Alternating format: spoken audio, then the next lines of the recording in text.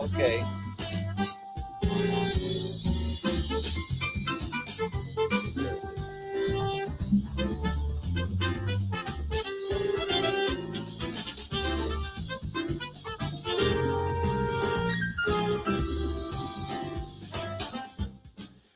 All right, we're finally live. All right. Just because I want you to know why we have to wait like 20 or 30 seconds, because I need to wait that long for it to start streaming on my Facebook page before then I have to make it go public. Yeah. And so now we're here. Now, I wanted to ask you, first of all, thank you for being on my show. And is Haehnel, is that the right way to pronounce it? Correct. It is Brad Haehnel, yes. And I had Russ Miller on, and I was playing this record. Yeah. And I'm listening to it. And I went on a bike ride and listened to the whole thing before I had Russ on. And the only thing that I could tell Russ is the playing's great, but the mix was unbelievable.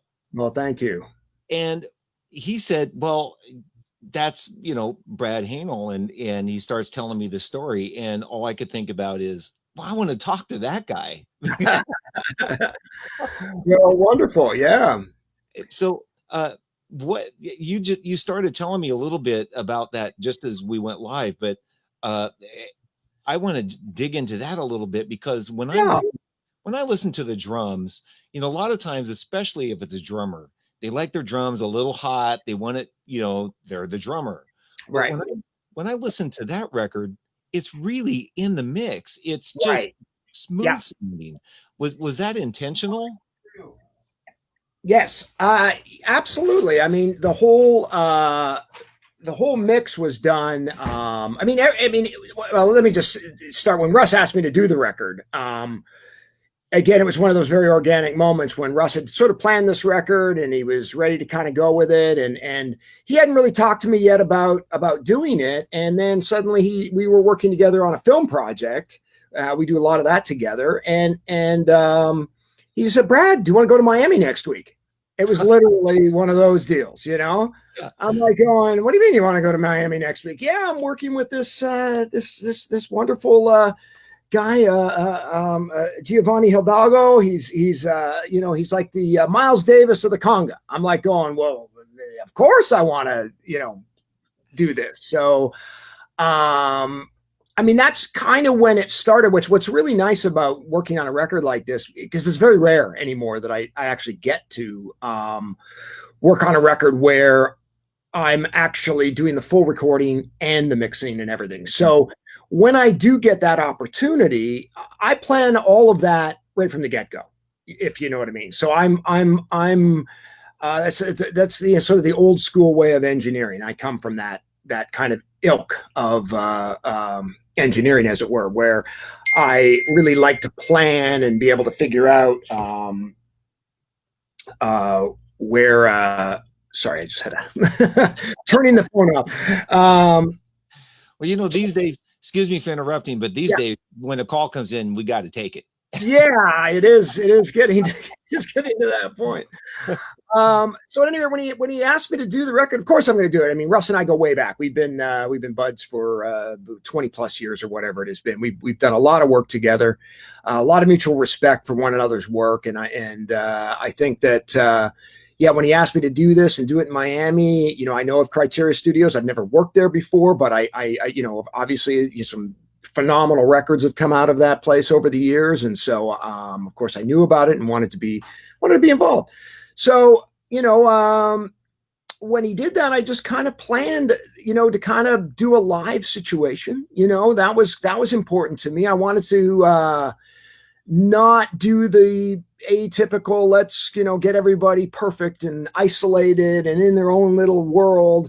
I wanted a little bit more of an old school vibe to it, where, instruments were leaking into one another and things weren't quite as tight as they tend to be, anymore. So when I, immediately because it's Russ and Giovanni, I immediately the setup was there's Russ right in the middle of the room, set up right there, and Gio pointing right at him, single set of baffles between them. That was it. And then mic'd it up from that point. And essentially that was the basis of the record, was the two of them. I did try to get things like the piano in the room. There was a little bit too much leakage in there, just from a standpoint I didn't like. So we did put the piano in a booth, although there is still a lot of leakage that way.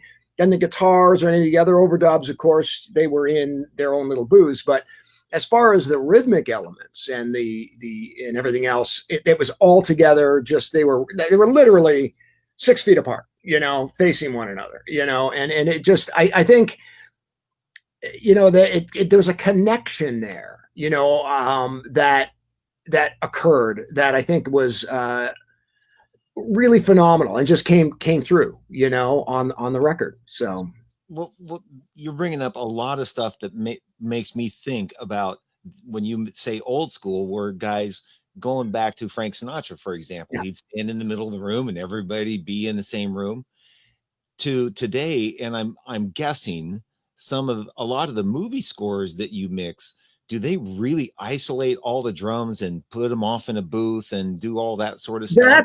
That sort of stuff, absolutely. I mean, for the most part, look, I can get down another whole path on that right now, because I've actually just finished a very interesting score. We'll open that can of worms in a minute, but for the most part, we do need the control, and it's more about, I hate to say it, it's more about the fact that the filmmaking has gotten to the point where it's not as linear as it used to be. It's, everyone's gone, so the whole process is very nonlinear. Unfortunately, music isn't as nonlinear as, say, an edit is, or sound effects are, or your dialogue are. You can run that into an edit decision list and work that stuff all out. But with music, you've got melody, you've got rhythm and things like that just don't automatically go into a formula and come out sounding good the other way, out the other end.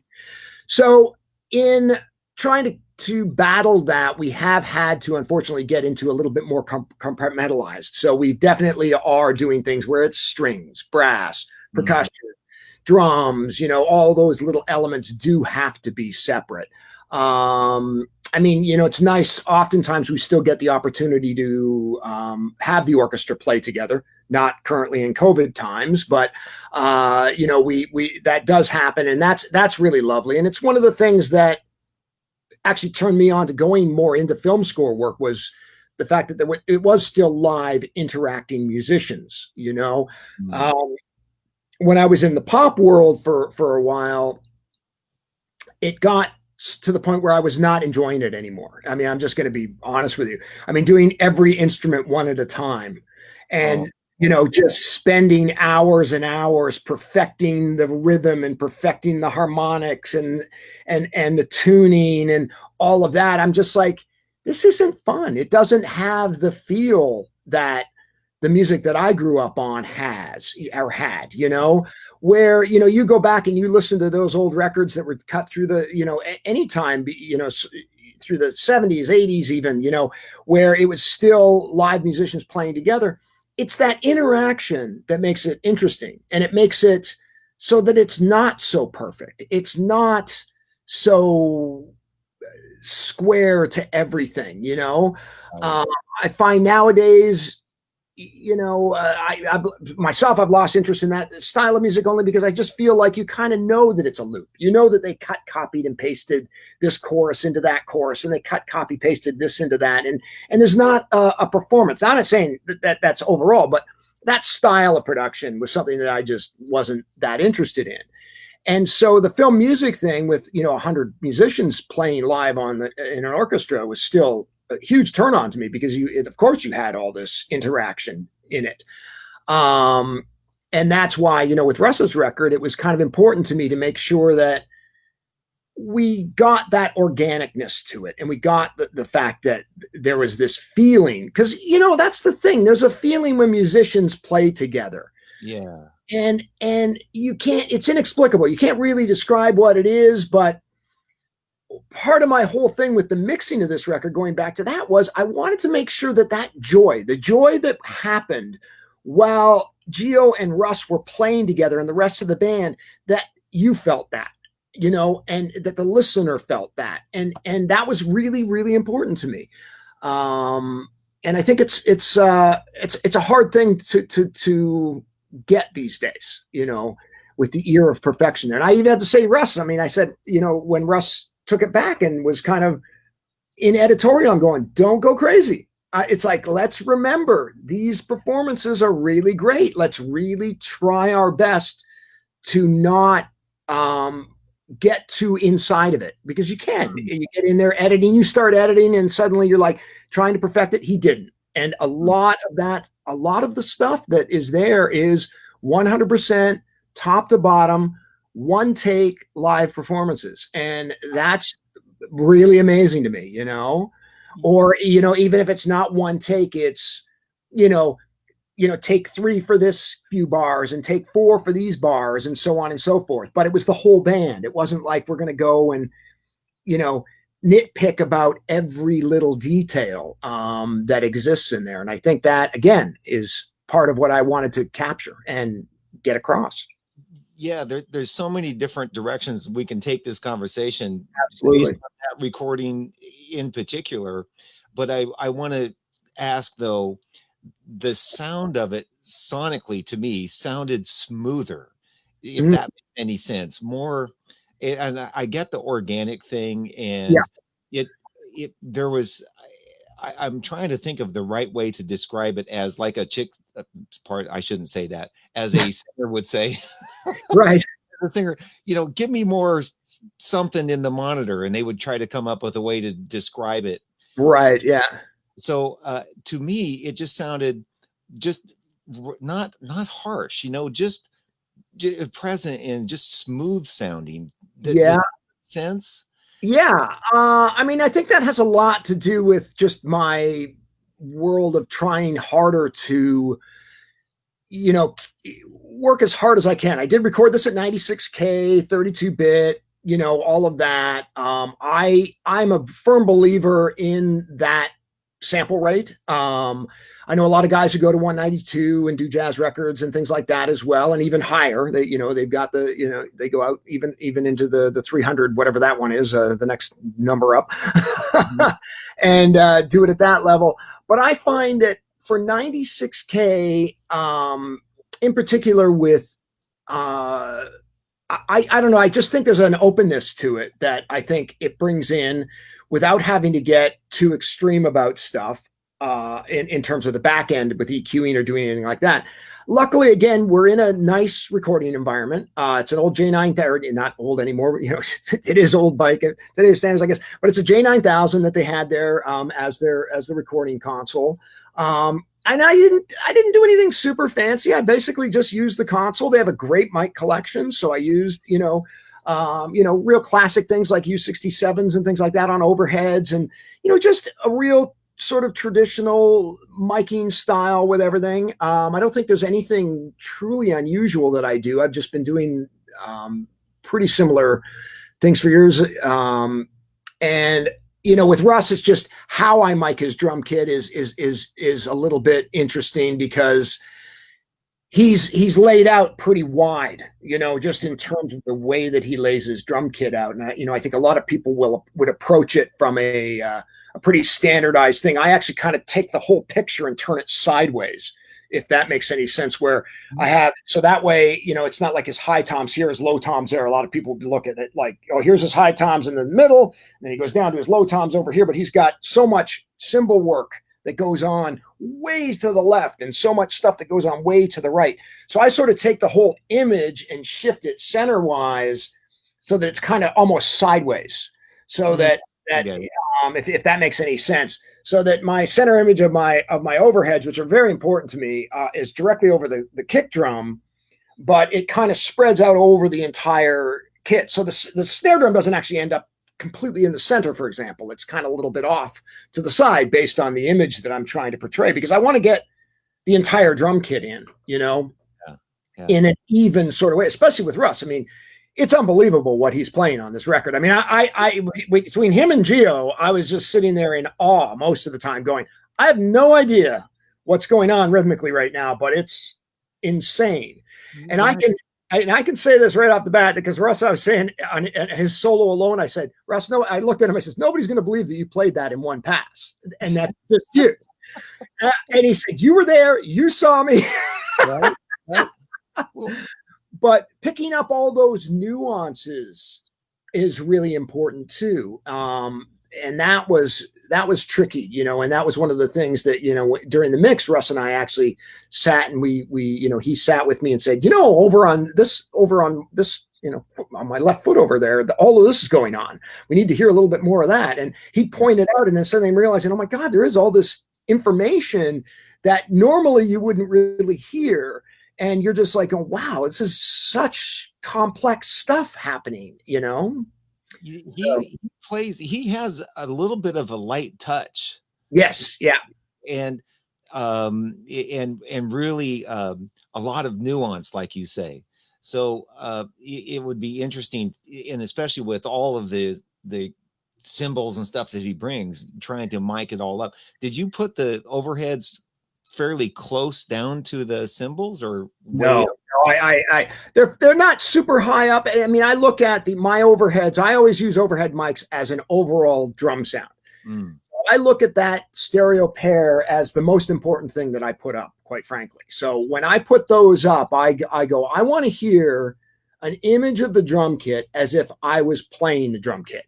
You know, I want to that's the feeling I want to get. I want it to sound as live as possible. And quite honestly, everything else is filler, you know? So that's where I start. Obviously, the kick drum is always too far away from there. So the kick drum mics become important at that point. But, you know, then it's like, well, you know, how much do we need of all these other mics? Not very much most of the time, you know? Occasionally I'd ride some toms in, or occasionally, you know, the hi-hat would come into a different balance, just based again on these things that Russ would point out. You know, Brad, this is going on the hi-hat. You better turn that hi-hat mic up a little bit. Things like that. But really, the overall image is coming from those overheads. And again, you've got spill in this case from Geo, because they're in the same room onto those mics as well. Oh, and then the room mics. I've got some room mics up high above both of them, that is picking up them dead even, which was very important to me, because the mix that you didn't hear, I actually did a 5.1 mix of this, actually, where I wanted to make sure that the time differences were exactly the same. So I actually have Geo fully behind me and Russ in front. And so in the 5.1 mixes, it feels as if you are where that plane is between the two of them. That was my entire that's cool. When I made this thing in my brain. So, and so it's really cool. I'm just thinking that is probably why it sounds so smooth and organic, rather than just taking everything and miking it close up and getting those sounds and not even using the overheads that much, where it seems like a lot of modern pop recording is sort of where that is. Yeah, absolutely. Yeah. That's the tricky part. Is I've never been a fan of that sort of particular drum sound, you know, where guys will take, you know, hours and hours getting a snare drum sound. I'm like going, well, you're doing spending hours getting a snare drum sound. It's like, you know, it's a drum. You hit the drum, it sounds good, you know, or it doesn't sound good. It's up to the input. It's not about, you know, all the rest of it. And I don't understand that philosophy. So, you know, I start with it as it's an instrument to me. A drum set is the instrument. It's not a snare drum, a tom-tom, a hi-hat, a ride cymbal, you know, a floor tom. I don't break it up in my brain that way. I break it up as one thing. And the same thing with Geo. He had, you know, he has quite a layout. 3 in front and then 2 on the sides, and even more. He would have, I think he had up to 7 congas at some point in there. And again, I didn't mic every conga, you know, I'm like going, I don't want to mic all of that. So I think there was 4 mics at the most. I had a nice, and it's really a real proper stereo miking. I just stereo miking in the center, probably a little wider than XY, maybe an ORTF or something. I don't totally remember. Usually I do ORTF, so it's a little wider thing, and then some outside ones just to catch the outside ones. And then occasionally I did have something down on the floor just to catch some of the low end once in a while. Okay.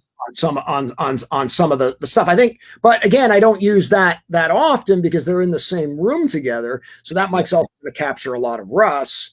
So there's not a lot that I can utilize those mics for.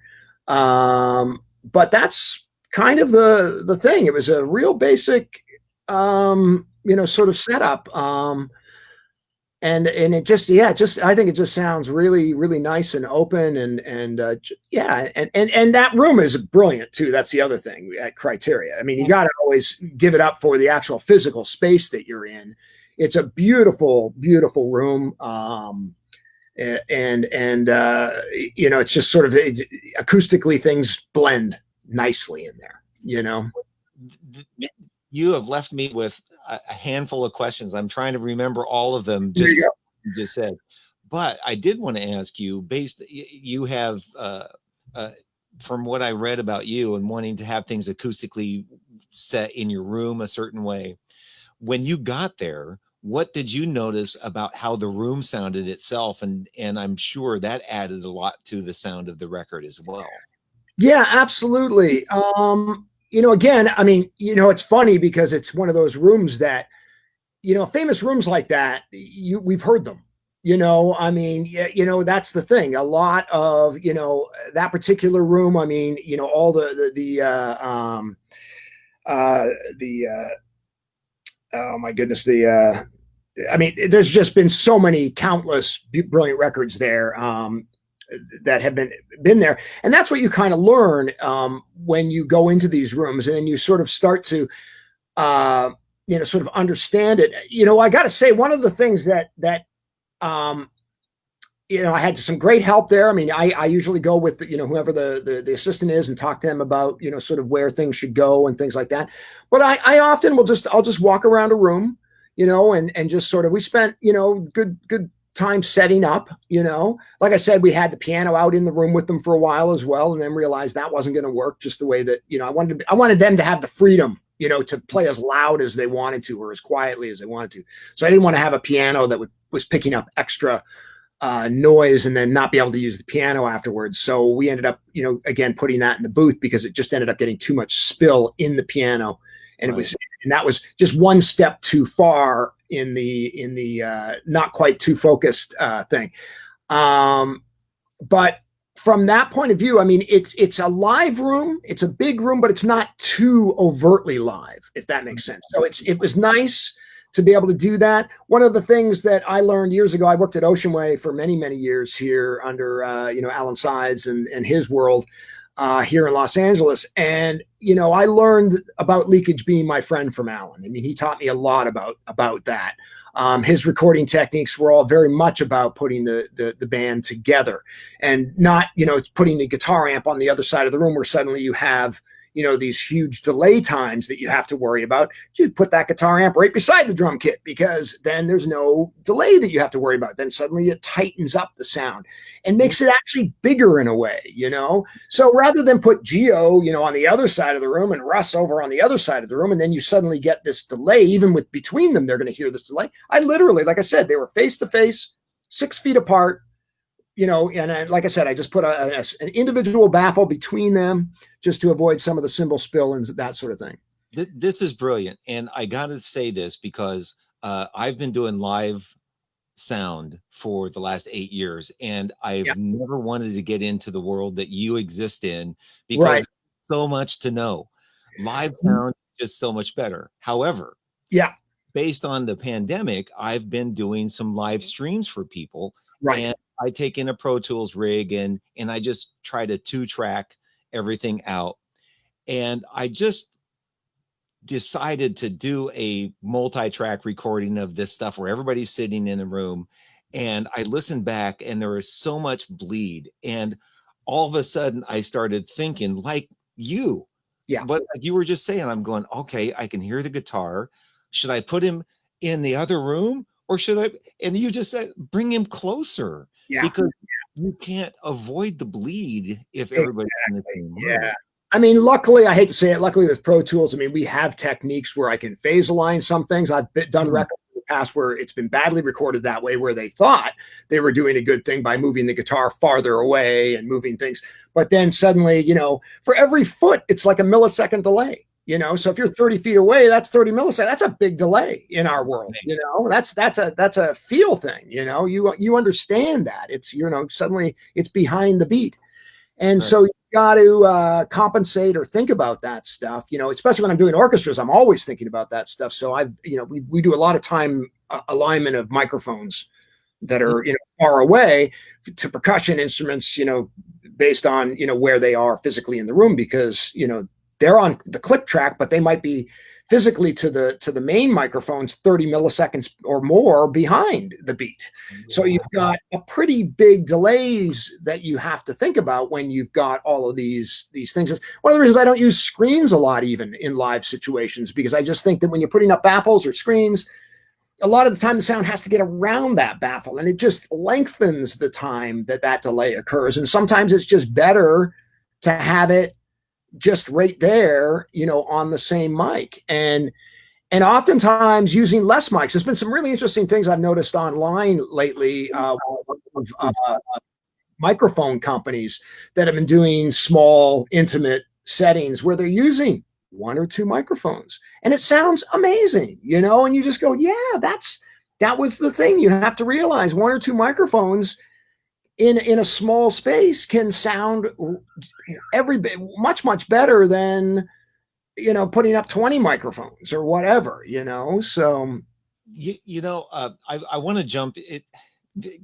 I want to jump into your recording, score mixing, because I have a lot of questions about that. However, yeah, everything it keeps making me come up with more questions about.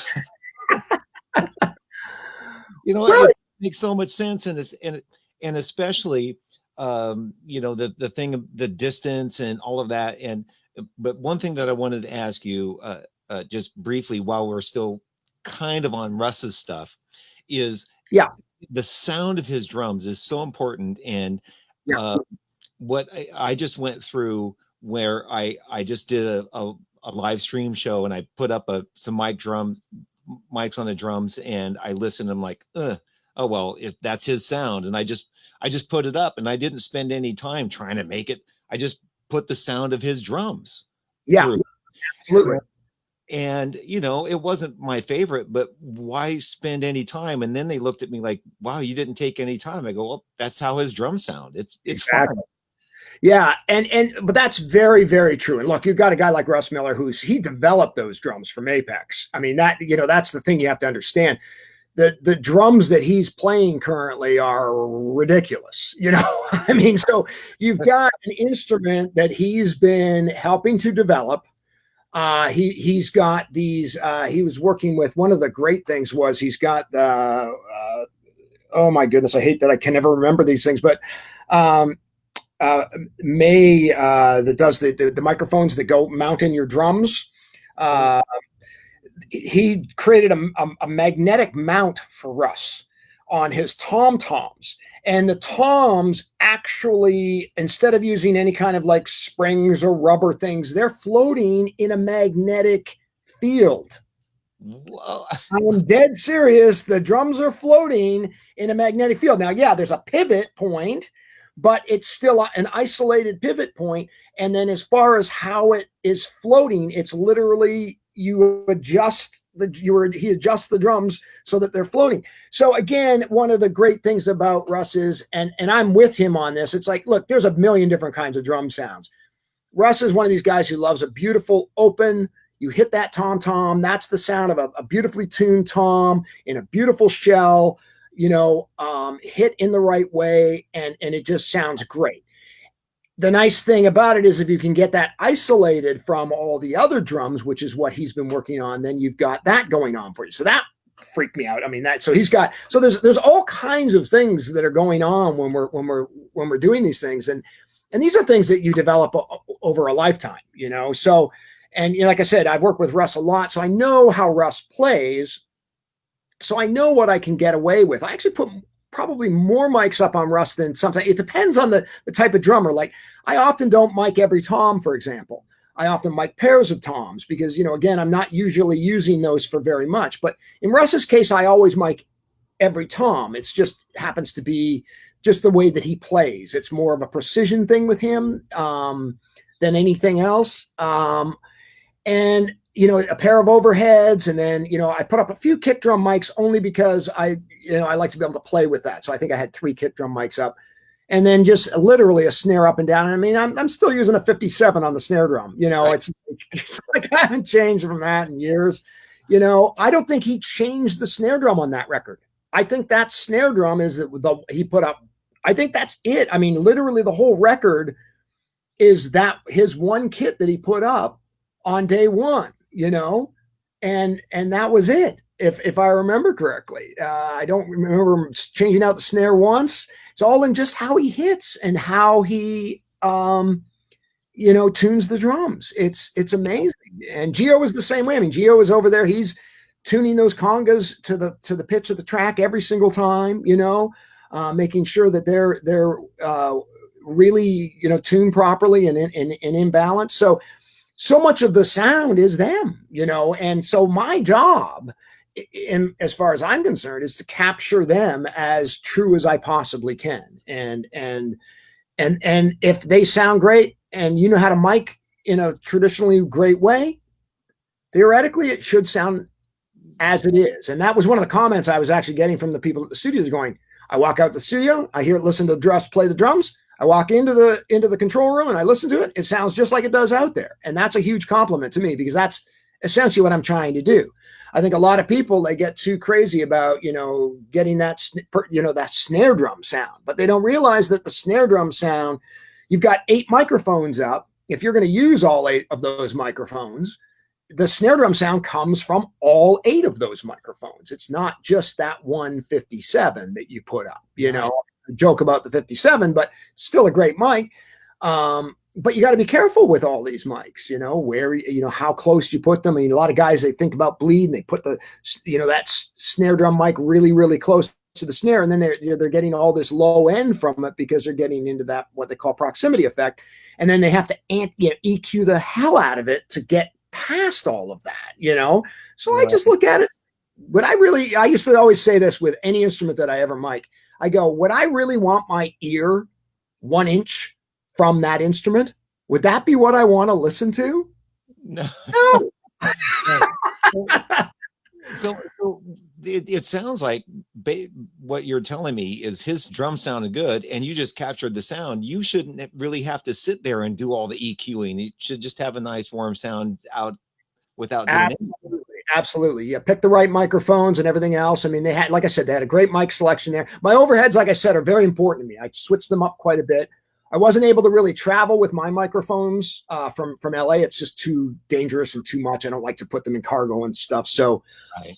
They have a great mic selection there. So I just asked for, as I said, on the overheads. In this case, I use U67s, which I don't actually use that often on overheads, but they can be a great, you know, great old tube microphone from Neumann. And it's been used for years and years in that capacity. So I knew they would have a good pair there. So that's what I put up. And I kind of start there. You know, it's the same thing when I do my orchestral record. I happen to be very lucky. I own a bunch of old Neumann M50s that a guy here, David Bach in town, looks after for me and makes sure that they're always sounding great. And that's my starting block. You know, I'll put up the 3 and what they call a decatree on the thing. And it's not like an automatic thing. It just so happens that when I know those mics so well that when I listen to them, I go, oh, this is what it's supposed to sound like. And if something's off or sounds weird, then could be the room, could be the musicians, could be something else. But I have something that my brain anchors and says, okay, that's the sound that I start with. And I go from there and then I develop everything out around that. So I have an analogy and you tell me whether this sounds right. So when a chef goes in and cooks and he starts to prepare something, he already knows how cinnamon tastes and how nutmeg tastes. And he goes, okay, so I think I want to add this. From that point of view, you're sort of the same thing. You go and you listen, you go, well, I know how these mics will sound. And I know how let's use this mic because that will get the sound I want in this room. Sort of like that. Absolutely. That's exactly what I'm doing, and I just sort of take that. And that's the experience part of it. That's just, listening to microphones for 35 years. You get to that point where you understand, and I'm blessed. I worked at some of the greatest studios in the world. So I've been able to utilize and learn from the greatest of greats and the greatest rooms, so you go, once you start to experience that and you understand what, why Abbey Road is the way it is, and why it's such a great room, and why Ocean Way is the rooms that they are, and why, what is now gone back to United Recorders, which was an Ocean Way room but used to be the Bill Putnam rooms back in the day. You start to understand why these rooms are as great. Capitol, all these rooms, why they are as great as they are, and luckily so many of them criteria the same thing as, from Miami was another one of those rooms that from that era of really high-end recording, which I'm super glad that there's a few of those rooms still in existence. Unfortunately, they every year they get less and less, but there is a certain thing to that people forget, that using acoustics is important.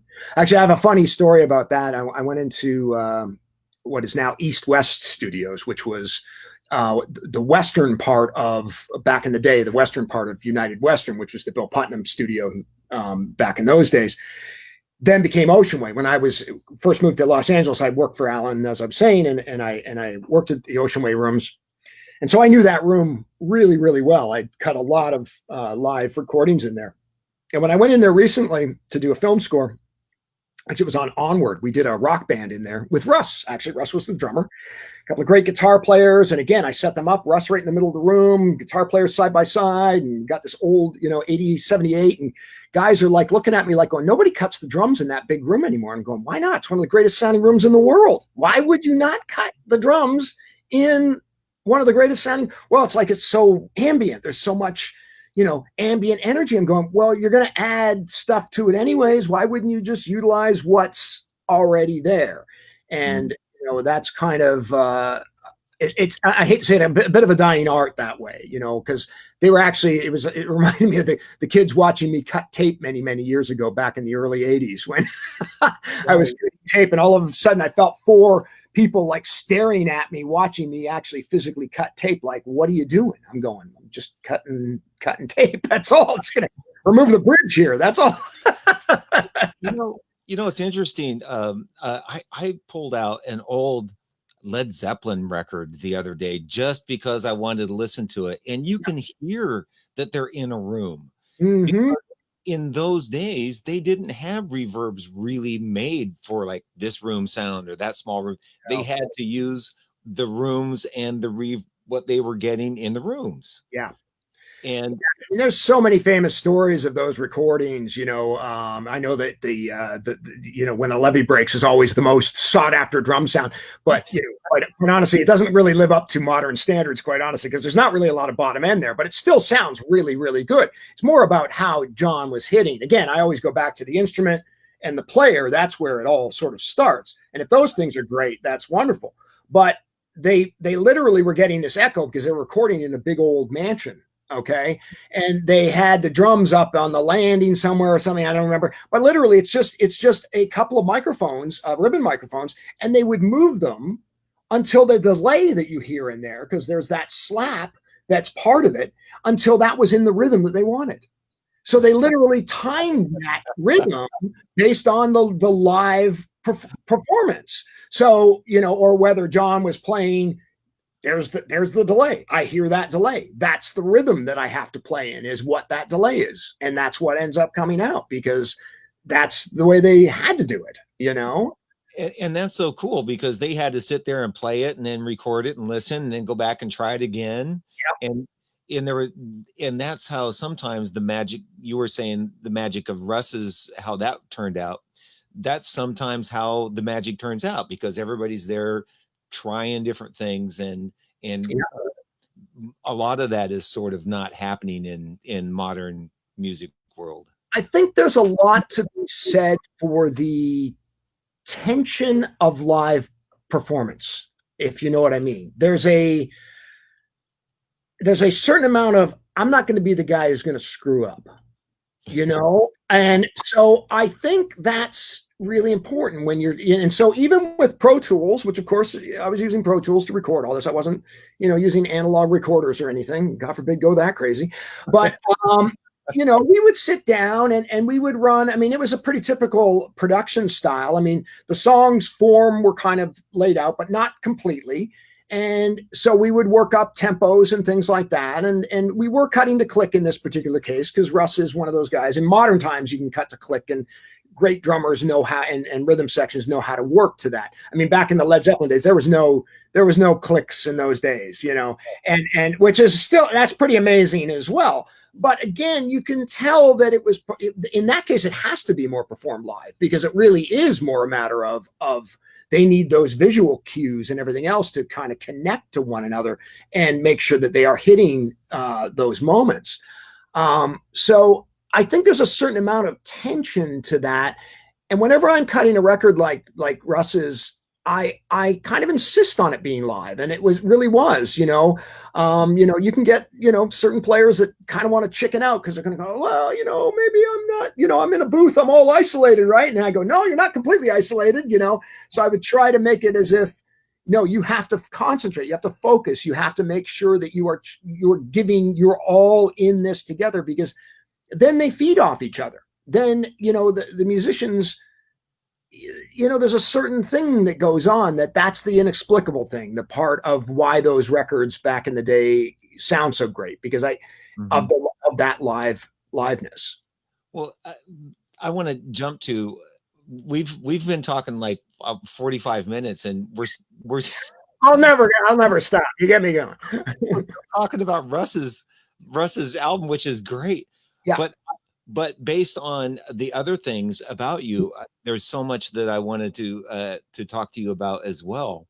And that's the movie scoring that you do, score mixing. Yeah. And I think a lot of people don't understand all of the different parts and components that go into making a movie, and even the music, because if you're the score mixer, there's somebody who records it, somebody who mixes it. Well, oftentimes a score mixer is a bit of a misnomer, because oftentimes when you see my title as score mixer or scoring mixer, it often means that I've done the recording of the music and the recording and the mixing of the music. Now, and that usually means the underscore. Okay, that's another thing that people get confused at. Now, sometimes I do mix the songs that end up in movies, but rarely do I. Most of the time, you take a typical film, where there are some songs, and then those two things kind of end up being separate entities. There's my wife actually works in this business. She's actually works at Fox and is in the film music world. And she does all the budgeting for all this stuff. So there's sort of a song section, and then there's a scoring section. Now, the scoring part of it is generally what we refer to as the underscore, which is sort of the mood, the tone of the movie, and all the rest of that stuff.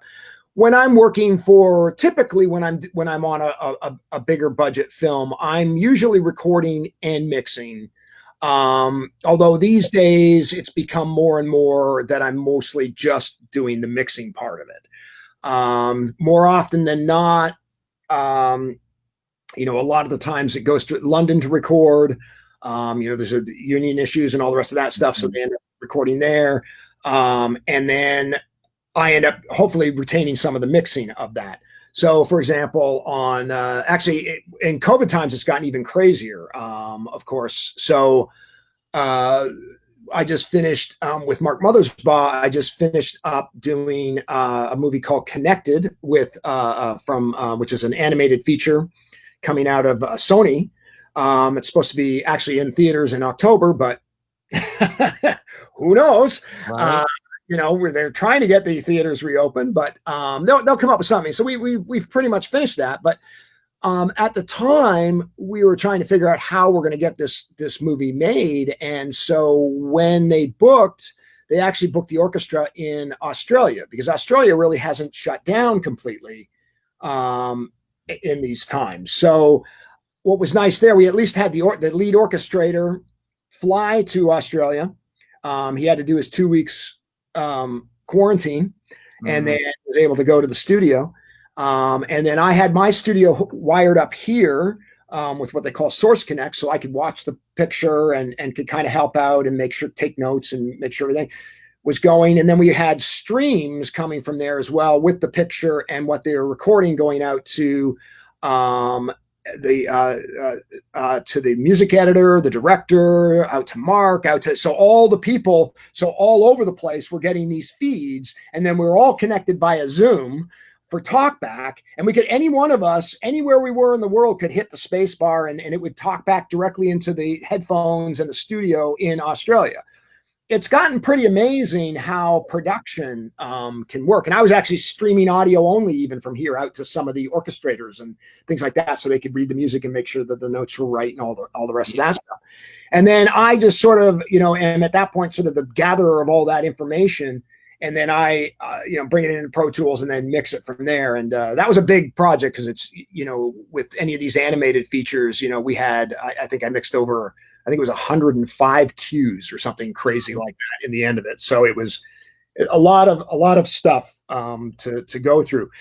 And in those cases too, you're going through, one of the other things about sort of film music that you have to understand is film music is not a genre. And I always like to point that out to people. It's not a genre. It's not like jazz. It's not like pop. It's not rock. It's not any of those things. It's not classical. It's not anything that people think. So when people talk about film music, I go, well, film music is there and only exists because there's a film. And we work in service of the film. Okay. So whenever I'm working, and I think that's one of the main reasons I've been successful, is that I understand what the job is that I'm doing. And so, and successful composers working in film understand what the job is. We are servicing the film. So whatever that film needs, so if that film needs, a little jazz combo here, and then a big sweeping orchestra here, and a big rock thing here, and a big hip hop thing there, well, guess what? We got to do all of that in our 1 hour. Right? You know what I mean? So to get clear on that, if somebody's watching a movie, like last night, knowing I was going to talk to you and your involvement in Onward, because I checked it out and I listened. So whenever anybody's watching a movie and there's a love scene and they kiss and there's these violins that come up underneath that, that is scoring. That's what goes underneath. And even the like Jaws, dum dum dum dum. That's scoring. That's all scoring. Yep, and that's all theme. And even on Onward, actually, everything we did, I think we did all the music in that. I don't think there were any outside songs. Even I think we did all the songs, like all the rock songs, like when the van's going by and everything else. That's actually Russ playing. That's those sessions I was talking about that we did it at East West, and that was all cut live. Again, that's all live rock band with guitars right up against the drum kit and bass right there. They're all four of them are all like piled together like an old school 70s thing. That was kind of what the Dana brothers, they were actually. You can probably hear a lot of that sort of 70s sort of vibe in that score. So they would take that, and what's really great is if you can interweave that into the orchestra then, and that's what I love film score music, the real greats that can interleave that stuff seamlessly, between all of those different genres of music, and still get their melodic stuff weaving their magic through the film. It's wonderful to have that happen. So we've talked a little bit about mixing Russ's record and this, but what is really the difference doing a movie score, and how'd you get into that? And I'm fascinated by the difference in mixing that compared to a record. You've touched on it a little bit, but it's a pretty big difference. I mean, I gotta tell you, I was very blessed to be in this business for a long time. I started in Toronto way back in the day, I hate to say it, back in the 80s sometime. So In Canada? I am. Yeah, I'm Toronto originally. Yeah. Oh, Yeah. my So my first wife was from Guelph. oh, okay. So yeah, I got a buddy who lives in Guelph. There you go. Actually, I got a few guys I've working with over the years that live in Guelph. Okay.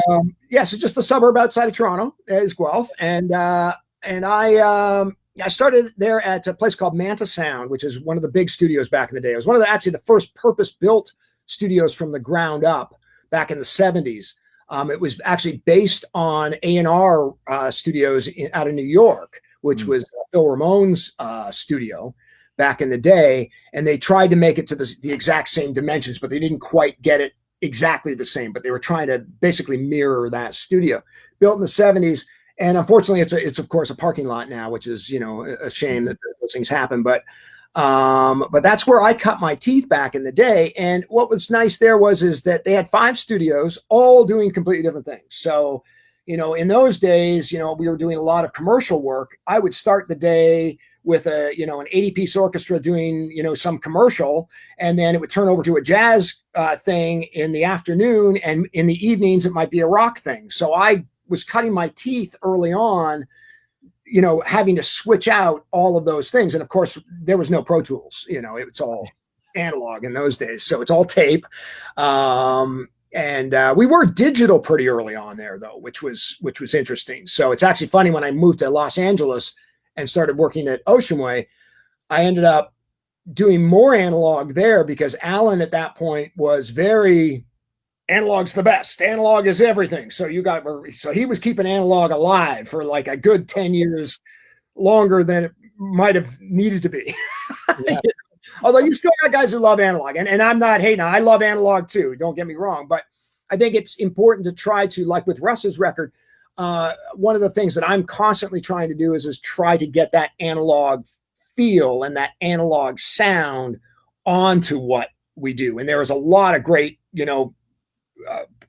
stuff out there now, plug-in wise that you could go on. I could go on for like another 20 days talking about things that I use and how I use them. But there are a lot of things, and people need to explore them and understand them for themselves. It's really nice to be able to come from, using, actual 1176s and things, though. I do believe that there's a certain amount of my knowledge that when I use UAD digital products, understanding and have used the analog versions of them for as many years as I did, you have a different understanding of what they sound like and what they're supposed to do and bring what you're looking at, which I think is a big flaw that people, kind of, they don't really understand. They throw a tape emulator on something and they go, why doesn't it sound like anything?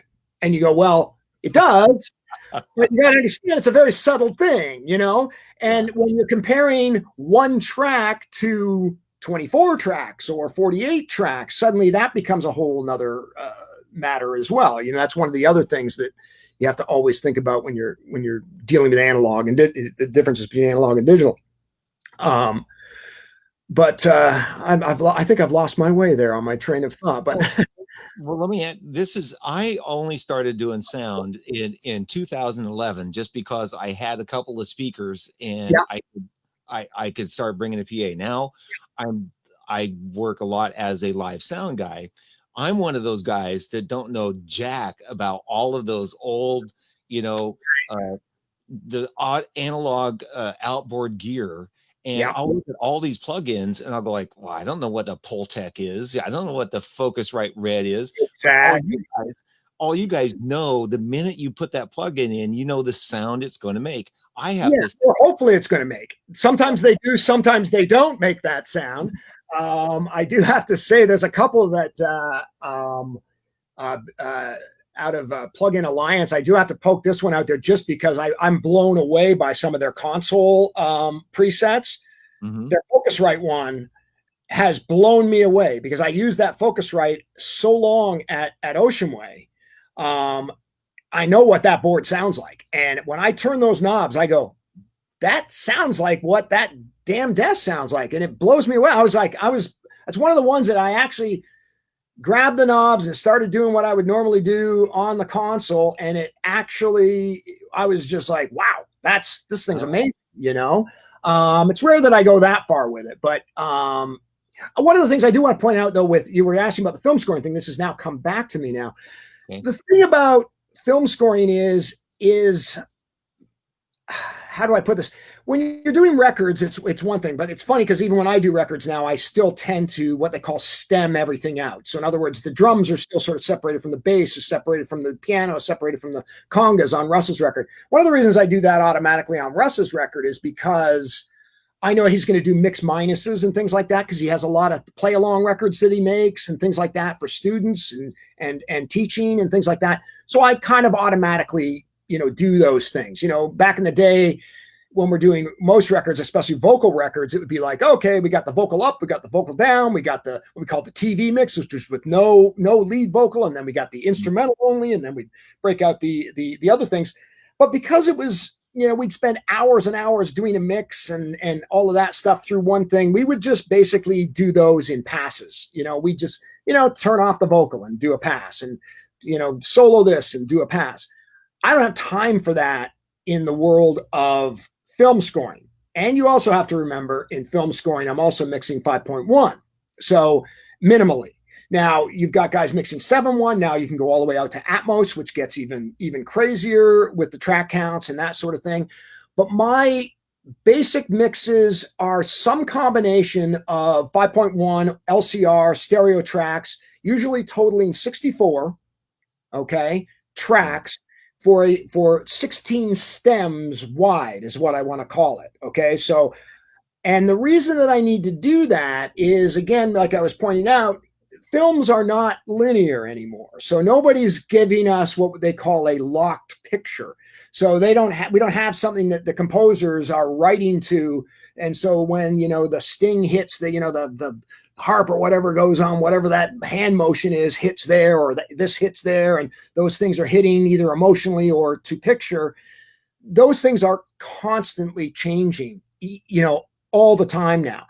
So I have to give the music editor enough separation on all of these elements so that he can reconform the music to whatever the picture ends up actually being in the end. Because, as I said, with music, it's much more difficult. You can't just chop it all up like you can with most sound. So our defense mechanism is that we, try to break it into stems. So, oftentimes it'll be, at its basic, it'll be strings, brass, woodwinds, orchestral percussion, drums, bass, guitars, and you'll go down the list and how many, stems wide, usually I total about, on a major motion picture, it usually ends up being about 16 stems wide.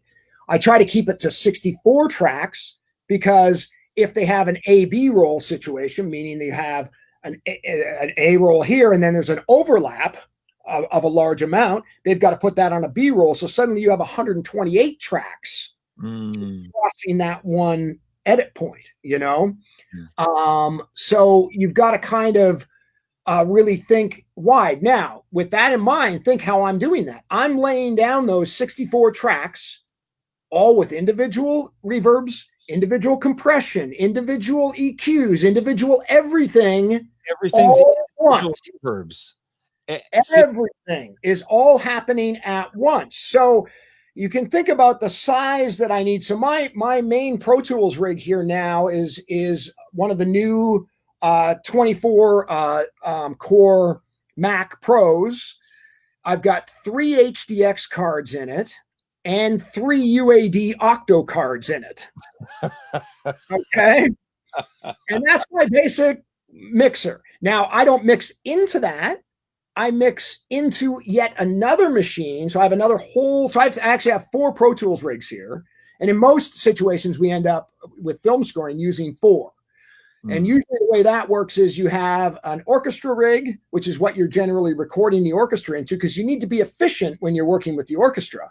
So, for example, I can't have all those reverbs loading while I'm recording orchestra because it could take up to 30 seconds to load a thing. If I have 100 cues to open up in a day and it takes 30 seconds to open a cue, or more, and I'm talking about, a super high speed rig.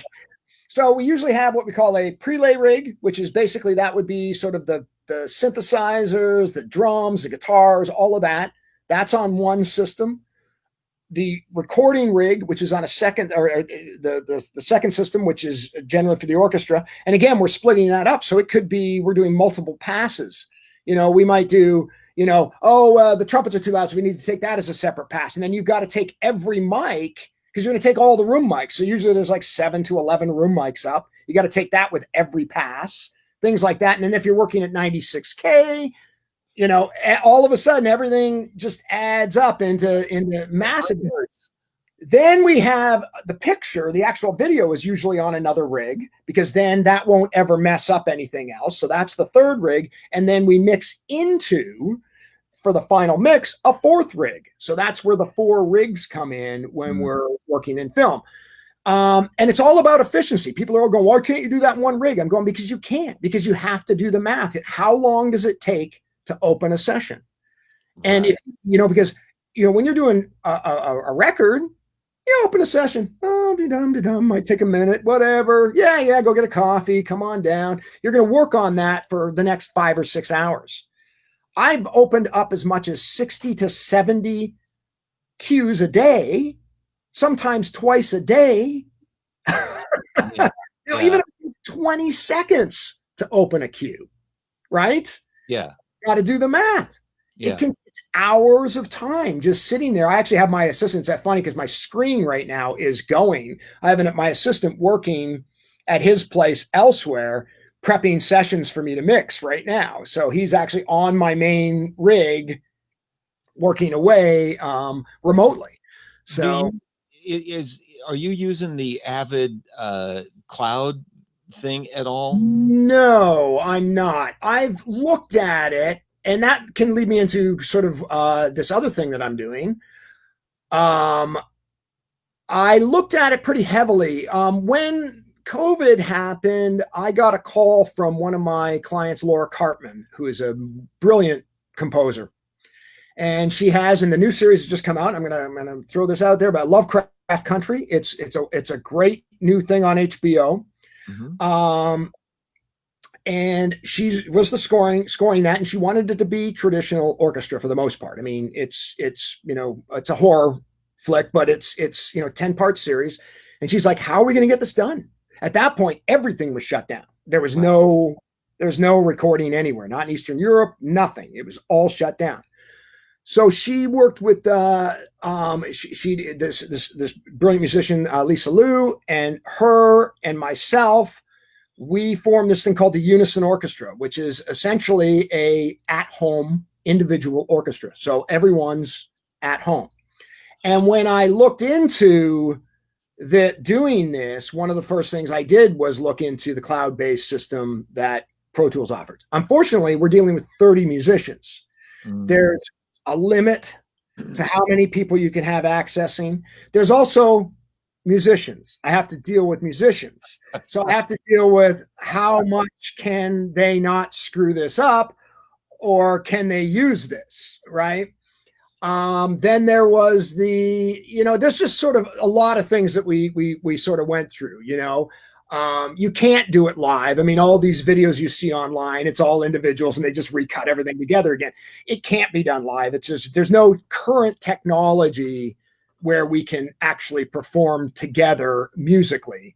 It's getting better. It's getting closer. There are some things that, I can actually, producer wise, as I was saying, producing is great. I mean, I literally, when I first started with this Unison Orchestra thing, I recorded Lisa's parts. I actually connected to her computer from my computer, operated her computer, and actually did the full recording session that way. And then just everything was automatically uploading to Dropbox. And then I had that information immediately. And I was actually monitoring live back from her. That way I was hearing everything in sync properly through this great piece of software that called Listen To. Great piece of software for doing live streaming stuff. I had a Pro Tools buddy, a guy that was the Pro Tools rep for a number of years here in Los Angeles, John Conley. Mm-hmm. I had a Pro Tools question. He goes, give me your password or something. He sent me this link. I typed my password into it. Next thing I know, he's on my computer. Running away. Yeah. Doing the thing. Yeah. It's very cool the way you can do that stuff now. It's pretty amazing. So we did that for a while, but what we ended up doing was we ended up just training the musicians. We had a lot of time. I built a lot of little training videos where I would say, okay, here's how you do this. And we get their mics set up and we work with them. And actually I worked with, some people to buy things and get everybody up to speed. And now we've been knocking out 40 minutes of music a week for a couple of months now. We've got it that. So there's always some preparation. So like right now, this is episode 109. It's already started to air. So we're obviously still, catching up, but we've got plenty of time because the air time will carry it through. But I've got episode 109 that I'm working on right now. And like I said, I can see my guy working away. In fact, I think he just sent me a text saying he's done. I believe you're all set. So I'm ready to mix now. So he's been preparing, like I said, remotely using, I think we're using TeamViewer for that. It seems to be one of the ones that works the most stable. So he's been preparing those sessions. So now I'll, bump him off and start mixing and get this episode done. In the meantime, they've been writing, the girls have been writing. The next episode ends up going to, orchestration. And then I've got it all worked out so that I don't have to touch it till it's actually mixing. So because it'll take me 4 days to mix this, because that's a lot of information when you got 30 different players with 2 mics, most of them. And I have to bring that all in and make it sound as if it's one big orchestra. So it takes a lot. Let me ask you too quickly. And I know you're busy and you got to go, and I appreciate your time, but how many guys, Wayne Bergeron, as a friend of mine, and we were talking, he said people are having him do all the trumpet parts, then another guy, one guy doing all the trombone parts. No, absolutely not. That's where the Unison Orchestra, and one of my things was right off the bat. Part of the reason that we built the Unison Orchestra was to actually get musicians working again. That was a couple of problems with what Wayne is describing there, and I've worked with Wayne many, many times as well. He's a wonderful, wonderful trumpet player, and I just think that maybe for 1 or 2 sounds you can get away with that. Okay, do a double here. You got a harmony there, great, do that. But it's like those guys that grab that, even when we had a studio and you could bring the players in, and you'd have the one player play, 10 tracks thinking it would sound like 10 violin players. Does not work. People, it does not work. Hire more players. And that's what is really been successful about what we're doing. And I knew that. I mean, I've done this enough to know, even doubling. It's always been what's the greatest thing to take the character away from an individual? Double. Okay, let's take a singer, for example. Do you want to make them sound like just another singer, like anybody else? Double. Want it to sound like them? Sing the song, mean it. One track, sing it right. Sorry, all you singers out there who love doubling, but it distills it. It distills the sound. Now, sometimes it's appropriate. Sometimes you want that kind of phasey kind of softness or whatever it is. I'm not denying that from a production standpoint, but if you want things to sound like multiple voices, you need multiple voices. Right. That's what you need. You cannot cheat it. It doesn't work. I mean, I don't know how many ways I've tried to cheat things in my career, and it does not work. And so what's really wonderful, and when and anybody out there, you listen to Lovecraft, you can't tell they're not in the same room. You can't tell that's not a bunch of musicians, playing together. It is amazing how great it sounds and how big it sounds. And it really was that we did. Now, we did cheat in a couple of cases, of course, but for the most part, you're hearing 30 musicians. Now, some parts were doubled, or, you got chord problems. It's like, we're not going to hire 2 players for the occasional, double stop or whatever. We're going to just let them do it themselves. So that's kind of the approach that we took, but it really does work because we are using multiple players. So And I do think it's really hard on musicians, especially for scoring. Because again, we might have 20 cues that a trumpet player needs to play on. And that poor trumpet player is going to play, every part. Now, I hate to say it, we do have one individual on our gig that does play all the parts in a section. I feel very bad for that person, but they're great and they are amazing and they love doing what they do. And what's really great about that is they can get all the inflections and everything right. And it works really, really well. And it's them that, they want to do that. And that's just the way it is. So, but I think that if the expectation from a producer is that a player should play 8 times on every track, it's a horrible expectation and it's not going to sound great. I guarantee you that. And so don't do it. Just don't. Maximum 2. Sorry I had to go on about that. But that's really one of the reasons that we've been successful with this unison orchestra thing is the fact that we are using multiple players. And it's not just the player. It's the instrument. It's the acoustical environment. It's the microphone differences. It's all those things that are adding up to actually make it very interesting sounding and very, very unique. And I like it a lot. So, and do you think that particular setup that you're using, people are going to come to you because you have that going? Well, I mean, that it is kind of a thing. I mean, that's a tricky crossroad because again, I'm not necessarily need to be the mixer in this case. What I'm trying to do is that's actually very interesting because what I'm actually really trying to do is set up standards in our industry again. Back in the day when we would go into, a studio, there was a set of standards. You had, that was the nice thing about multi-track tape. You had to say, what level would you like to record at? What brand of tape would you like to record on? There was a lot of decision-making that had to be done before you went into the studio. So you had to go and say, yeah, can you set me up on, whatever, Scotch tape at, +4 or whatever, you won't want it to be. And we, as our assistants, would go in and do all the tape alignment and we'd start there. But it continued all the way down the line of professionalism and how things were done, the types of microphones you put up, the positioning that people were in, the way things were done. So there was a set of standards. It was down to how things were documented. I mean, nowadays, oh my God, if I ever see audio 1, audio 2, audio 3, I mean, I literally quit pop music because of that. I mean, I was like, I got 150 tracks that say audio.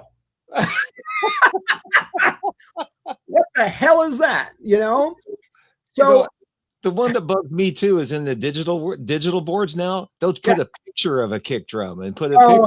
No, that's not going to happen. That too. You got to take the time to put that picture there. So I get that. Actually, I'm actually got a lot of slate around me. I'm a big fan of the Raven product because mostly because of the touchscreen situation. I love touchscreens. I'm just a big fan of touchscreens.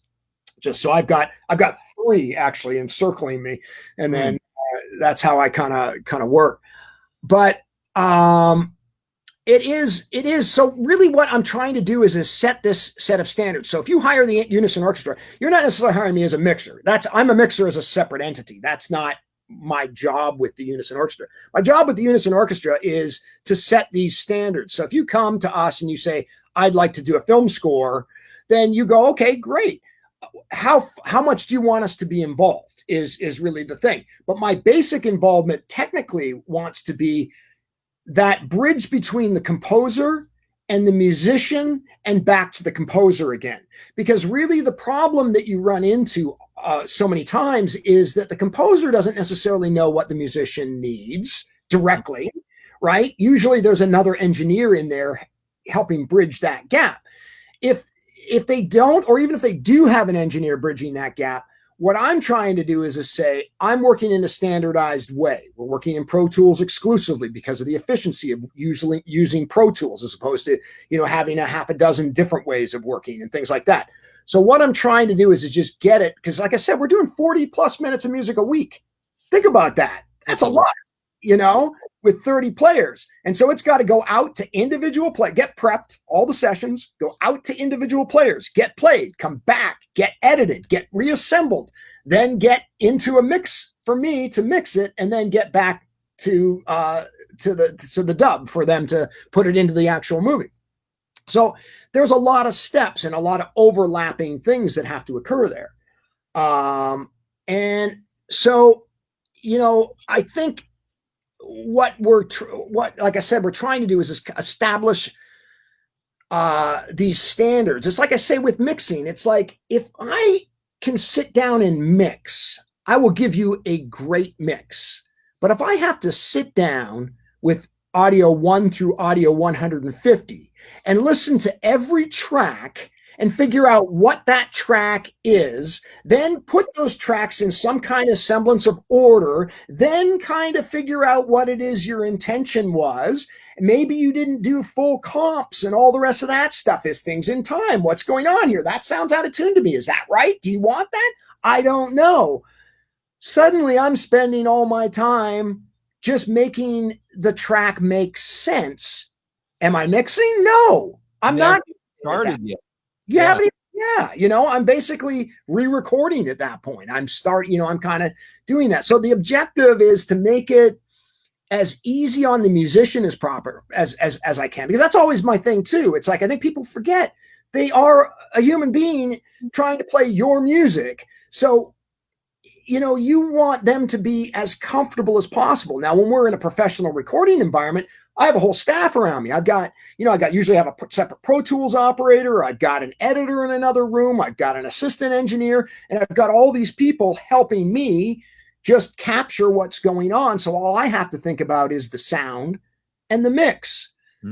Oh, as budgets go down and things get a little bit crazier, people try to find all these ways to save time. The quality goes down exponentially as you throw more and more at people. And I feel that if you're going to throw all this stuff at musicians and it's wrong, you're not going to get great results back. And so that's what you're hiring with the Unison Orchestra is a standardization of trying to get things to the musicians so they're comfortable. They know they can play it quickly. They know what they're going to get. You know what I mean? They're not going to get, how many times I have to sort out just levels of pre-records, that are all over the map, because I get stuff that are, generally speaking, everything's way too loud. It's not uncommon, quite literally, for me to grab all the audio tracks and turn them down 20 dB just to start. Do you think it would be better to be able to have to turn it up 20 dB than turn it down 20 dB? Absolutely. Well, what people forget about is if I want to EQ, let's say I want to EQ that snare drum that they recorded for me completely flat, and they put that SM57 way too close to the thing, so I'm going to have to over EQ the shit out of it, right? So if I have to add 15 dB of 6K and up or something, suddenly I'm going to be way off into the red just by turning it up a little bit and a little bit of EQ. So everybody, recording up near the top that's one of my other big pet peeves is, it's like, let's, in my view, they should never peak more than, if you're using a digital meter with a 0 reading, you should be peaking no more than -10. That should be the top of the meter you should ever go, is -10. -10. Never, ever. I don't ever want to see a red ever. And you got to remember, you got to add, all that stuff has to add up and come out of a mixed together bus. If everything's super loud, it's just a mess. So anyways, I'll throw a few lessons out while I'm doing this here today. Well, that's what I'm saying. If somebody watches this, especially if they're a young engineer, there's so much information you have thrown out in the hour and 20 minutes we've been talking. It's right. I mean, I've gained all kinds of knowledge. Well, I'm glad. These are things that I do like to pass on, because I do think I think a lot of what we've lost over the years is just basic technique and basic recording ideals. I think a lot of people don't understand level. It's one of the things that I've been actually thinking about doing. Like I keep trying to come up with a way to explain level, the difference between level and volume, for example, things like that. And people understand the correlationship between that. Because here's a trick that I do. Okay, so I've got one of these beautiful Grace monitor systems, one of the new ones from like 5.1 and everything. And it has this lovely dial, and it can sit there, and I got a lovely readout that currently says 85. Okay, 85 dB. All right. And then I've got a dim button, and my dim button is set up for -10. I listen at 2 levels, 85 or 75. I never change the volume. Ever.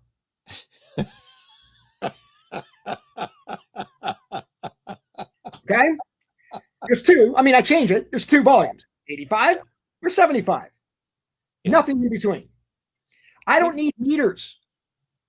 I don't need a meter at all, because I understand, and I've done this long enough, that I know if I know where 85 is in a room, I know what the meters are going to be telling me by just listening. Right. Okay. Yeah. So, and understanding that relationship is really difficult for people. So what ends up happening when I get stuff from a lot of composers is they're all day sitting there turning their volume knob up and down, and then adjusting levels because they forgot that they turned the volume down or turned the volume up. And then they're adjusting levels and turning the volume up and down and up and down. And they're battling this constant battle. And then most everybody, God forbid, puts some kind of limiter on their mix bus at the end. So they're like blasting into it, not even knowing they're blowing everything up because it's not, and nothing's going into the red. So it must be okay. In the meantime, it sounds overcompressed like crap, Can I tell you a story? Can I tell you a quick story? I'm doing a live sound gig for this band, and then a DJ plugged into it. So I limited it, right? But I made the mistake of, he pushed it so hard, and the limiter was set just in a fashion that the amps, because I was using amps, were put just to the point where they wouldn't shut down because they were overheat, and they ended up frying the amp. So I either had to limit it further or limit it off. Yeah. I mean, those are just the kind of things that you don't realize happens with limiters. Yeah, no, you have to be really, that's another one of my biggest pet peeves is people monitoring through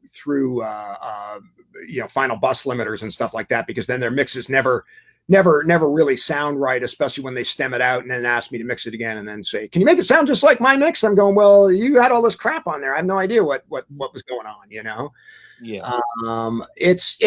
And that's oftentimes actually when they stem, that's often where the problem comes in, because they end up stemming, unfortunately, through their mix bus somehow, or somehow they end up doing something that, and that's why things end up being so damn loud all the time, is because, again, understanding, that understanding is really hard. But one of these days I keep threatening, I'll do this video that I want to hopefully be the viral video forever, when I can totally get it down that any layman, I can explain the differences between, what we used to call analog, +4 levels, and then digital 0, and all these, and that little gap between is called our headroom, and what that all means. Yeah. And how that relates to volume, I think is really the main thing. Because if you can, like I said, if you can find a volume that you understand, if you understand where your volume is, then when you turn your kick drum up, you should understand when it's loud enough without looking at a meter. Right. We get it. But that's it, So, and especially in live sound, I mean, I know that's for sure in live sound. I mean, that gets even crazier, because you really do have to have that stuff. You're right. You have to have that stuff under control. The limiters are only going to get you in trouble, in the long run, because suddenly you're going to be battling that limiter. Right. And that limiter battle, you're suddenly going, I need more, but I can't. And then what do? Then you got to deconstruct the whole thing. Right. So from that one little lesson alone, I never, ever use a limiter, ever. Right. There you go. It just well, there's no point. I mean, look, I understand. I use limiters like literally for what they're supposed to be used for. The very, very end, just to capture maybe a couple of peaks. I try not to have them, though. I really do. But when, like I was saying, it's tricky when you're dealing with as many tracks as I'm sending off somewhere else. It's not like I'm just dealing with a nice little stereo mix. I've got a 64 channel mix going off somewhere else, which I can control. Anyways, I don't want to get down that path, because that's a whole nother world of stuff. What I find fascinating is the whole course of we're talking, I've had all these questions that come up that I've tried to file away, and we haven't even gotten to any to a lot of them because I'll ask one and there's just so much information. Yeah. In what you do, there's so much. Like one record can be a whole conversation of an hour. One mix can be a whole hour talk. Yeah, I actually like some of these. They're doing a lot of these mix master things now. I've never looked at one of them before, but they look fascinating to me. Where guys, I think some of the good guys are probably dissecting their mixes pretty cool. Those are probably worth having a look at, some of these things, in some ways. Because I know a lot of guys are like me. They really are about, mixing. It's not about, it's not about the snare drum sound. It's about the mix. It's not, like for me, like I say, with film music, it's not not necessarily, it is about the music, but it's about what the music is doing for the picture and how that fits in, so I sit here a lot. The 75, by the way, is so that I can turn the music down. I'll mix kind of music at 85. Really, the 75 is I hit that button so that I can turn the dialogue on and it's not blowing my head off, and I can listen to the music 10 dB lower than the dialogue is at. Well, right. I just have a quick question. That's kind of where I use that as my guideline when I'm mixing, so that I have a level. So because I don't mix, a lot of guys mix where everything's just loud, and I'm going, but then they're just going to turn it down because that's what they're going to have to do. Because at the end of the day, in film music, if you mix this super loud pop song, they can't play it that loud. They're going to pull it way down. Now, look, if it's a pop song, it's been mixed that way, they're going to just stick it in that way, and they're just going to turn it down. What I try to do from when I'm mixing, for film, is I mix against the dialogue pretty heavily. So if it's a quiet scene and there's a lot of conversation going on and people need to understand that conversation, I'm nowhere near. You can barely see my meters moving. It's just a nice, light, appropriately mixed level for the scene. I wanted to ask you this though. So how much control do you have over the final level underneath the dialogue? Is there's another person that does? Zero. Yeah, I've got zero control over that. The final from me goes off to a dub mixer, a final dub mixer, and then that's who will be mixing in the against the final dialogue, and they would have a dialogue premix, and the effects, they'll have an effects premix as well. And that can go well or not so good. That's the tricky bit. You hope that you get a good dub mixer. These days on the high end movies that I work on, most often than not, myself and the dub mixer have a conversation, and we'll talk about my philosophy about how I'm mixing and how I like to hear things. So, for example, I only mix music in 5.1. Few reasons for that. One is I'm not in a really, really big space. I'm in an adequate space, although I am going to probably turn this into an Atmos room at some point, mostly for me to have fun. For delivery in film, like I was saying, it's more important for me to deliver more stems for editorial purposes than for me to mix that wide. So if I'm mixing, so in an Atmos, you've got a 9.1 bed. So that's 10 tracks per thing. That's the bed track. Then you have what they call objects. And those objects have to then be divvied up amongst you, sound effects, and dialogue. So you have to have a conversation early on about objects and all the rest of that. So unless you are at the very high end of the spectrum in Atmos, I'm not even going to hazard going down that road.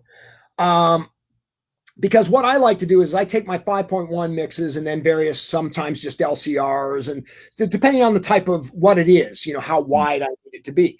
And my design, goes from, if it's into a 7.1 situation, my surrounds are actually designed for the walls. And then I want the dub mixer to use their discretion to pull them farther in, or if they're in a Atmos situation, where I've had a lot of Atmos films. Life of Pi is one I did, which was one of the very early Atmos and 3D movies that I did. And we sat with Ang Lee. Michael Dana, the composer, sat with Ang, and they moved things based on my 5.1 mix to the ceiling, out to the corner. So we, bring the choir in this way, and then move the soprano boy was moved up into the ceiling, and things like that. And that's how we kind of made those decisions. But then we're in a very large theater where it makes more sense when you're building these things. Atmos has become kind of one of those catchphrases, kind of like 5.1 was back in, when they started going on about 5.1 records. I've been mixing 5.1 my entire career, over 35 years. I've been mixing 5.1. So when, the whole 5.1, DVD thing came in and everybody said, oh, we're going to do all this stuff. I'm going, dude, we've been doing this for years. It's not like it's anything new. And so we've already learned a lot. So this is how you kind of do things. It's a funny, all of that is a funny state because I still come back to mono in my brain. You know what I mean? Because I'm still in the mixing world. I still have to think, what if only two speakers or one speaker were actually on? Do you still have a mix? Yeah. Right now, how many people sitting in their homes are listening on just two speakers? Well, yeah, most people. I mean, they're making great strides in trying to come up with home systems. I know that Sonos, Sennheiser, a lot of big companies, they're coming up with some really interesting psychoacoustic methods of getting 3 dimensions out of sound bars and things like that, which I think is really cool. Hopefully we'll be involved with some of that coming up. I really do believe that it's an important thing, but because it does add a new dimension to it. It's actually very interesting because my studio, for example, it took me a while because you have to kind of I had to get the consumer gear into the pro gear for me to actually watch proper 5.1 broadcasts so that I can listen to what's actually being broadcast on Netflix and HBO and all these places, because I needed to understand, if I'm going to mix this way, what's going on. And I have different people with different philosophies about what's going on. So I turned on a few shows, and I'm certainly not going to name any names, but let's just say the gamut is extraordinary, from absolutely awful sounding, and these are some really big shows, to, because I actually would then have to go and put on the first couple of shows I put on I was aghast. I was like going, this is just horrible how bad this sounds. It's fine coming out of your little speakers, set, but when you put it on a high fidelity system and actually hear what's there, you're like, oh my, it's unlistenable, And so, I was hearing digital ticks. I was hearing distortion. I was hearing all of this crap going on in these 5.1 broadcasts. So then I get worried. So then I put on a nice proper film movie, that's been mixed well, and I put it on and go, oh, and it sounded great. And I went, okay, so it's not the broadcast. They are actually broadcasting properly in 5.1. At this point, that is the thing. I mean, Netflix is talking about eventually, broadcasting in Atmos and things like that. So there is this talk in the future of this coming up. But at the moment, really getting a good proper 5.1 playback was tricky. It's actually interesting because one of the reasons on if you can get it on a proper 5.1 playback system, Lovecraft Country, I actually insisted on mixing it first generation 5.1 because I listened to a lot of shows that were mixed in stereo and then are being broadcast in 5.1. And I think a lot of the times they're just running them through upmixing programs. And they do those things good and bad to different degrees. It's not that I don't use those programs myself. I use a lot of them, but when you just throw the whole mix through, it's like, so all of a sudden all you hear is these commercials and sometimes the commercials, because they're so mono, they just come out mono out 5 speakers. And you're like going, okay, all I hear is this mono sound coming out 5 speakers. And then sometimes you'll hear what was done well in stereo, but wasn't really well thought out in 5.1, and you lose sort of all the impact and power that might have been in the mix because they're running through these things. So I insisted on mixing first gen 5.1 the music on this one because I just felt I didn't want to have that as an excuse or a loss, because this show looks so spectacular and the acting and the writing is so great that I want to make sure that all aspects of it were as high as I could. So I wanted to make sure that the music stayed up there. So that's why I spent the time to do the 5.1 mix. Now, what people have to understand is they're still not broadcasting. There's a lot of, they're really hot on the Atmos thing, and there's a lot of Atmos mixing being done right now.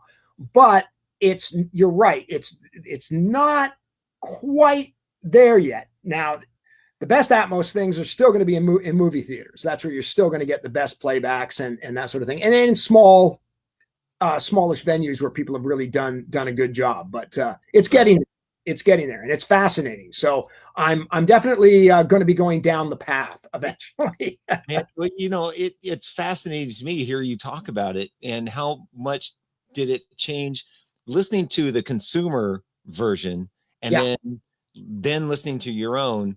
Did that change how you mix so it would sound better on? Is that sort of what you're saying with the exactly what I was doing? I wanted to make sure that when it was broadcast in 5.1 and somebody who actually could listen to it in 5.1, that it sounded more like a real theater experience as opposed to a television experience, if that makes sense. It does. It makes total sense to me. Yeah, because I do think that there's a lot of shows that have been out there lately that I was pretty disappointed with by how they sound, and they sound fine at my house but again, I'm not, I'm one of these engineers that doesn't have a great system at home. I think I've just got, just a crappy little thing, but I listened to, but I needed to know. And it was an eye opener. I got to tell you, if you get a chance to really listen to high quality 5.1 at your house, it's a great thing to do, as opposed to just, like I said, there's a lot of technology coming. I mean, I think Sonos has come a long way. They're getting better and better all the time. Like I said, I know Sennheiser's got a bunch of stuff coming out. Bose is another company, of course, that makes some really incredible psychoacoustic type things. So that is definitely the future that we're looking at. And hopefully, the mixes will sound really great, out of those systems. So I'm mixing for a higher common denominator rather than the lowest common denominator, as it were, trying to get it out there bigger. That's what a lot of guys will say why they're doing Atmos at this point too. It is definitely a better sounding system out of the box, quite frankly. Because all the speakers are equal level, for example, and they're all full bandwidth. So that's a big difference compared to, the old Dolby playback systems, right, where speaker levels are different and things like that. So, yeah. Wow, man. I'm telling you, you know what? I could keep going on forever. I know, me too. But I think I should actually get back to do a few hour or two work today. Yeah. Well, Brad, man, thank you so much for doing this. This has been a real pleasure for me, and I've really enjoyed it and learned so much from you already. Man, I mean, just so to close out the show, I'll play a little bit more of Russ's CD, and I'll close it out. And thank you again for spending this time with me.